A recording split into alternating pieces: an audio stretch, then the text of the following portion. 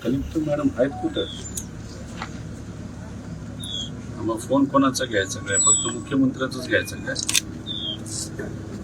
आज सकाळपासून फोन करतोय तर आमचे फोन घेत नसतील आणि उद्या समजा कोणातील सामान्य व्यक्तीला जर काही अडचण आली त्यांचा फोन कोण घेणार?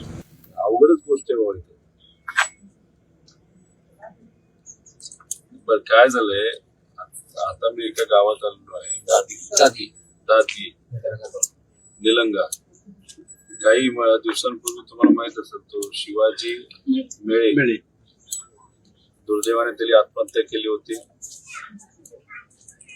हॅलो, महादेव कोळी हा.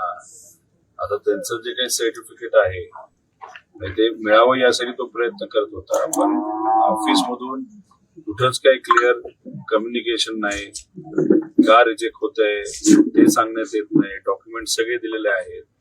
सगळे डॉक्युमेंट असताना सुद्धा तिथं असणारे एक अधिकारी जर रिजेक्ट करत असेल आणि एक रमेश नलमले म्हणून आहे, त्यांच्या स्वतःकडे व्हॅलिड सर्टिफिकेट आहे, वडील आहेत आणि मुलाला मिळत नाही.